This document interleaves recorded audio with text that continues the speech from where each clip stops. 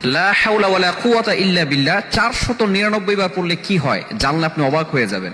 আমরা অনেক সময় কঠিন বিপদে পড়ে যাই, অনেক সময় হতাশ হয়ে যাই।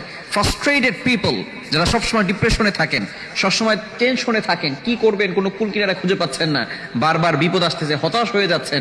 ভালো করে মনে রাখবেন, আল্লাহ তাআলার কাছে যদি আপনি সঠিকভাবে চাইতে পারেন, অবভিয়াসলি আল্লাহ তাআলা আপনাকে দিবেন। আমরা আল্লাহর কাছে চাওয়ার মতো চাইতে পারি না। লা হাওলা ওয়ালা কুওয়াতা ইল্লা বিল্লাহ খুবই চমৎকার একটি বাক্য। যদি কোনো ব্যক্তি অভাবে থাকেন এবং এই দোয়া করে যদি আল্লাহ তাআলার কাছে দোয়া করে, আল্লাহ পাক রব্বুল আলামিন তার অভাব দূর করে দিবেন। কোনো ব্যক্তি যদি বিপদে থাকেন, আল্লাহ পাক রব্বুল আলামিন বিপদ থেকে হেফাজত করবেন।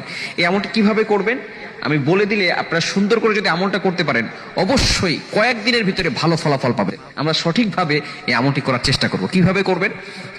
লা হাওলা ওয়ালা কুওয়াতা ইল্লা বিল্লাহ এতটুকু 499 বার পড়বেন এবং এটা পড়ার আগে আপনি দুরূদের আমল করবেন। মনে রাখবেন, আমরা অনেক সময় দোয়া করছি, দোয়া কবুল হচ্ছে না, বিকজ আপনি মনে রাখবেন সব সময় দোয়ার আগে যদি দুরূদ পড়া হয় তাহলে এই দোয়াটা একেবারে আরশে আজিমে গিয়ে নক করে।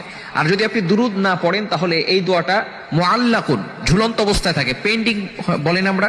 অনেক সময় দেখবেন আপনি মেসেঞ্জারে অথবা অন্য কোথাও আপনি মেসেজ পাঠিয়েছেন, যদি আপনার ফোনে অ্যামাউন্ট না থাকে তাহলে সেটা পেন্ডিং অবস্থায় থাকে, সেটা যায় না। ঠিক তদ্রুপভাবে আপনি যদি দুরূদ না পড়েন আর আল্লাহর কাছে দোয়া করেন, এই দোয়াটা কিন্তু আরশে আজিম পর্যন্ত পৌঁছাবে না, এটা মুআল্লাকুন, আসমানে গিয়ে ঝুলন্ত অবস্থায় থাকবে। দুরূদ পড়বেন, সাথে সাথে আল্লাহ পাক রব্বুল আলামিন সেই দোয়াটা অ্যাকসেপ্ট করে নেবেন, কবুল করে নেবেন। এজন্য যে আমলই করেন না কেন, শুরুতে আপনি দুরূদ পড়বেন।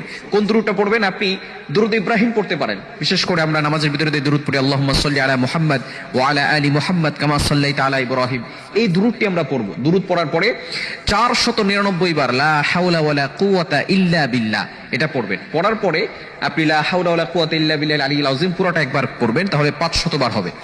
এরপরে আপনি দুরূদ পড়ে আল্লাহর কাছে দোয়া করবেন।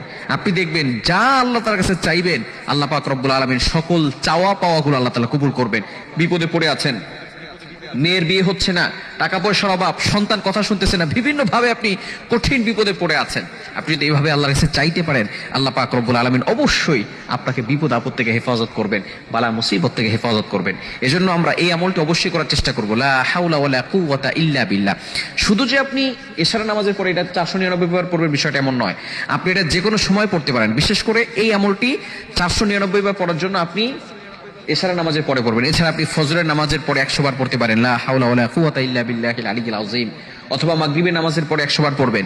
যদি কোনো ব্যক্তি ফজরের নামাজের পরে লা হাওলা ওয়ালা কুওয়াতা ইল্লা বিল্লাহিল আলিয়্যিল আযীম 100 বার পড়ে, আল্লাহ পাক রব্বুল আলামিন মাগরিব পর্যন্ত, সন্ধ্যা পর্যন্ত ওই বান্দাকে প্রটেক্ট ফ্রম অল অ্যাক্সিডেন্ট, সকল বিপদ আপদ থেকে, বালা মুসিবত থেকে হেফাজত করে। বলেন সুবহানাল্লাহ।